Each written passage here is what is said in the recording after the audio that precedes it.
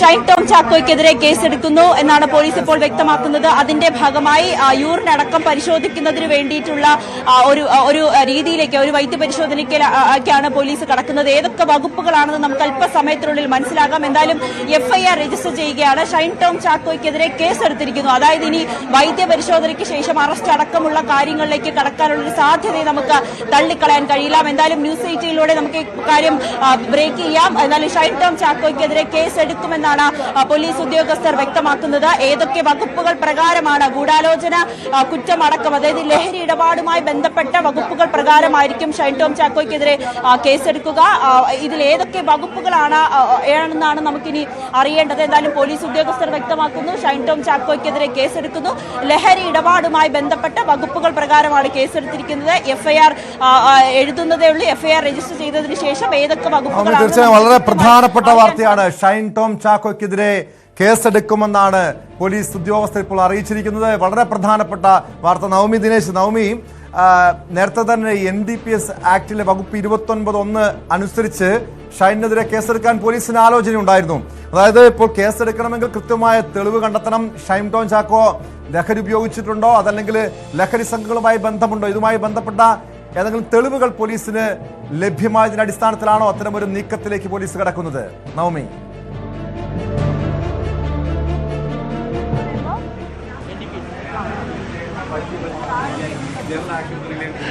NDPS വകുപ്പ് പ്രകാരം 27, 29 വകുപ്പുകൾ പ്രകാരമാണ് ഷൈൻ ടോം ചാക്കോയ്ക്കെതിരെ എന്തായാലും പോലീസ് കേസെടുത്തിരിക്കുന്നത്. FIR അല്പസമയത്തിനുള്ളിൽ തന്നെ രജിസ്റ്റർ ചെയ്യും. അതിനുശേഷമായിരിക്കും വൈദ്യപരിശോധന അടക്കമുള്ള കാര്യങ്ങളിലേക്ക് പോലീസ് കടക്കുക. എന്തായാലും 4 മണിക്കൂർ നീണ്ട ചോദ്യം ചെയ്യലിനൊടുവിലാണ് ഇപ്പോൾ ഷൈൻ ടോം ചാക്കോയ്ക്കെതിരെ പോലീസ് കേസെടുത്തിരിക്കുന്നത്. എന്തായാലും അറസ്റ്റ് അടക്കമുള്ള കാര്യങ്ങളിലേക്ക് കടക്കും എന്ന് നമുക്ക് ഉറപ്പിച്ച് പറയാൻ കഴിയും. ഇനി എന്തൊക്കെ തെളിവുകളാണ് പോലീസിന് കണ്ടെത്താൻ കഴിഞ്ഞിട്ടുള്ളത്? ഈ വിശദമായ ചോദ്യം ചെയ്യലിൽ എന്തൊക്കെ വകുപ്പുകളാണ് പോലീസിന് എന്തൊക്കെ തെളിവുകളാണ് ഷൈൻ ടോം ചാക്കോയ്ക്കെതിരെ കണ്ടെത്തിയിരിക്കുന്നത് എന്നാണ് ഇനി അറിയേണ്ടത്. എന്തായാലും വൈദ്യപരിശോധന അടക്കം നടത്തേണ്ടതുണ്ട്. ഷൈൻ ടോം ചാക്കോന്റെ യൂറിൻ അടക്കം പരിശോധിക്കുമെന്നാണ് ഉദ്യോഗസ്ഥർ വ്യക്തമാക്കിയിരിക്കുന്നത്. അതായത് ലഹരിയുടെ സാന്നിധ്യം ഷൈൻ ടോം ചാക്കോ അല്ലെങ്കിൽ ലഹരി ഉപയോഗിക്കുന്ന ലഹരി ഇടപാടുമായി ബന്ധപ്പെട്ട് കൃത്യമായിട്ടുള്ള തെളിവുകൾ പോലീസിന് ഷൈൻ ടോം ചാക്കോയിൽ നിന്നും ശേഖരിക്കാൻ കഴിഞ്ഞിട്ടുണ്ട്. ഷൈൻ ടോം ചാക്കോയ്ക്കെതിരെ കണ്ടെത്താൻ കഴിഞ്ഞിട്ടുണ്ട്. ഇതിന്റെ അടിസ്ഥാനത്തിലാണ് ഇപ്പോൾ കേസ് FIR രജിസ്റ്റർ ചെയ്യുകയാണ്. കേസെടുത്തിരിക്കുന്നു എന്നൊരു വിവരമാണ് ഏറ്റവും ഒടുവിലായി അറിയാൻ സാധിക്കുന്നത്.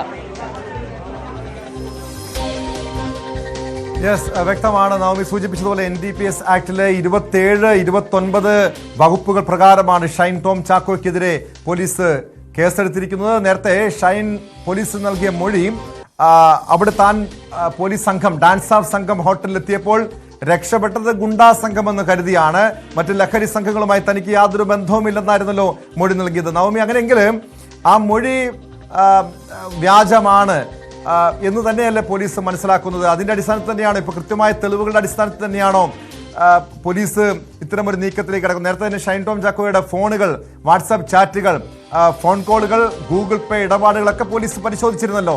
ഇതിൽ വ്യക്തമായും ഷൈൻ ടോം ചാക്കോയ്ക്ക് ലഹരി സംഘങ്ങളുമായി ബന്ധമുണ്ടെന്ന് തെളിഞ്ഞിട്ടുണ്ടോ?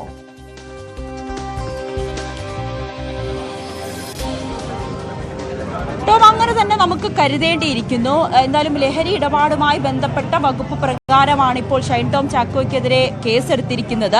അതായത് NDPC 27, 29 വകുപ്പുകൾ പ്രകാരമാണ് കേസെടുത്തിരിക്കുന്നത്. അതായത് കേസെടുക്കാൻ തക്ക തെളിവുകൾ പോലീസിന് ഷൈൻ ടോം ചാക്കോയ്ക്കെതിരെ കണ്ടെത്താൻ കഴിഞ്ഞു. അല്ലെങ്കിൽ ഈ ചോദ്യം ചെയ്യൽ ഷൈൻ ടോം ചാക്കോ ലഹരി ഇടപാടുമായി ബന്ധപ്പെട്ട പ്രതിയാണെന്ന് മനസ്സിലാകുന്ന ഒരു സാഹചര്യത്തിൽ തന്നെയാണ് പോലീസ് ഇപ്പോൾ കേസ് രജിസ്റ്റർ ചെയ്യുന്ന ഒരു സാഹചര്യത്തിലേക്ക്, ഷൈൻ ടോം ചാക്കോയ്ക്കെതിരെ കേസെടുക്കുന്ന സാഹചര്യത്തിലേക്ക് എത്തിയിരിക്കുന്നത്. ഇനി വൈദ്യപരിശോധന അടക്കം നടത്തേണ്ടതുണ്ട്. എന്തായാലും അന്ന് നടന്ന സംഭവവുമായി ബന്ധപ്പെട്ട്, അതായത് അന്ന് ഹോട്ടലിൽ നടത്തിയ റെയ്ഡിനിടെ ഡാൻസ് ഓഫ് സംഘത്തെ കണ്ട് ഓടിയ ഷൈൻ ടോം ചാക്കോ അത് ഗുണ്ടാ സംഘങ്ങളെ ഭയന്നാണ് ഓടിയതെന്ന ഷൈൻ ടോം ചാക്കോയുടെ വാദം അത് മുഖവുരയ്ക്കെടുത്തിട്ടില്ല എന്ന് തന്നെ നമുക്ക് കരുതേണ്ടിയിരിക്കുന്നു. അതായത് ഈ ലഹരി ഇടപാടുമായി ബന്ധപ്പെട്ട് ഷൈൻ ടോം ചാക്കോയ്ക്ക് കൃത്യമായിട്ടുള്ള പങ്കുണ്ടെന്ന് കണ്ടെത്താൻ പോലീസിന് കഴിഞ്ഞു. അതിന്റെ അടിസ്ഥാനത്തിൽ തന്നെയാണ് ഇപ്പോൾ കേസ് രജിസ്റ്റർ ചെയ്തിരിക്കുന്നത്. പ്രതിയാക്കി ഷൈൻ ടോം ചാക്കോയ്ക്കെതിരെ കേസെടുത്തിരിക്കുന്നത് എന്ന് നമുക്ക് പറയാൻ കഴിയും. എന്തായാലും ഇതിന്റെ കൂടുതൽ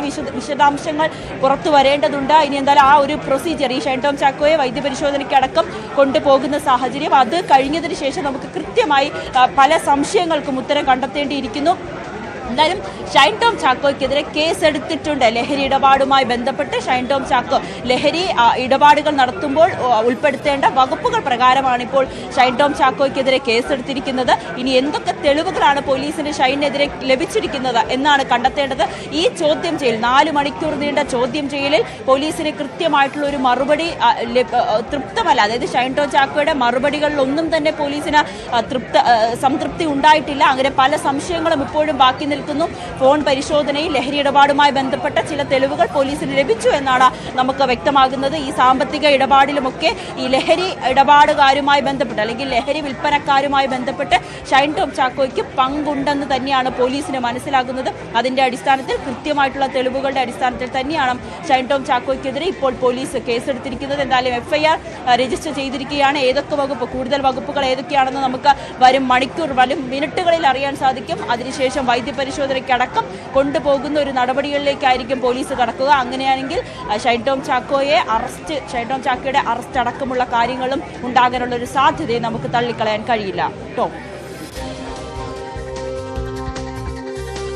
വ്യക്തമാണ്. നവമി ദിനേശ് സൂചിപ്പിച്ചതുപോലെ NDPS നിയമത്തിലെ 27, 29 വകുപ്പുകൾ പ്രകാരമാണ് കേസ്. അതിലൊരു വകുപ്പ് നോൺ ബെയിലബിൾ ആണ്, ഒരു വകുപ്പില് ജാമ്യം കിട്ടാനുള്ള വകുപ്പുകൾ കൂടിയാണ്. നവമി, അങ്ങനെയെങ്കിൽ വൈദ്യപരിശോധനയ്ക്ക് ശേഷം കോടതിയിൽ ഹാജരാക്കും. എന്തായിരിക്കും പോലീസിന്റെ നീക്കം? കാരണം ഇതിൽ ജാമ്യം ലഭിക്കാത്ത വകുപ്പുകൾ കൂടി ചുമത്തിയ സാഹചര്യത്തിൽ കുറച്ചുകൂടെ വ്യക്തത വരേണ്ടതുണ്ടല്ലേ? ഈ കേസുമായി ബന്ധപ്പെട്ട് പോലീസ് ചുമത്തിയ വകുപ്പുകളുമായി ബന്ധപ്പെട്ടാൽ കുറച്ചുകൂടെ വ്യക്തത വരേണ്ടതുണ്ടോ? അതോ കൃത്യമായും ഇയാൾക്ക് ലഹരി ഇടപാടുമായി ബന്ധമുണ്ട് എന്ന്, ലഹരി ഉപയോഗിച്ചിട്ടുണ്ടെന്ന് അല്ലെങ്കിൽ ലഹരി സംഘങ്ങളുമായി ബന്ധമുണ്ട് എന്ന് കൃത്യം തെളിവുകൾ പോലീസിന് ലഭ്യമായിട്ടുണ്ടോ നവമി?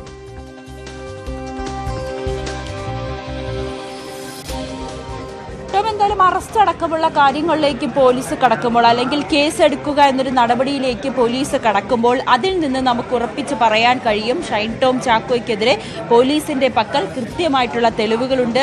പോലീസിന്റെ ചോദ്യങ്ങളോട് ഷൈൻ ടോം ചാക്കോയ്ക്ക് കൃത്യമായി മറുപടി നൽകാൻ കഴിഞ്ഞില്ല, അല്ലെങ്കിൽ ഓടി രക്ഷപ്പെടാൻ കഴിഞ്ഞില്ല എന്ന് തന്നെ പറയേണ്ടിയിരിക്കുന്നു. അതിന്റെ അടിസ്ഥാനത്തിൽ തന്നെയാണ് ഇപ്പോൾ ജാമ്യമില്ല വകുപ്പ് പ്രകാരം ഷൈൻ ടോം ചാക്കോയ്ക്കെതിരെ പോലീസ് കേസെടുത്തിരിക്കുന്നത്. അങ്ങനെയാണെങ്കിൽ അറസ്റ്റിലേക്ക് കടക്കും. പിന്നീട് റിമാൻഡ്, ആ നടപടികളൊക്കെ ഏതൊക്കെ വിധത്തിലായിരിക്കുമെന്ന് നമുക്ക് വരും മണിക്കൂറിൽ അറിയാൻ കഴിയും, അല്ലെങ്കിൽ വരും മിനിറ്റുകൾക്കുള്ളിൽ തന്നെ അറിയാൻ കഴിയും. എന്തായാലും സെൻട്രൽ ACP ആണ് ഇപ്പോൾ ഇക്കാര്യം അറിയിച്ചിരിക്കുന്നത്. ഷൈൻ ടോം ചാക്കോയ്ക്കെതിരെ കേസെടുത്തിരിക്കുകയാണ്.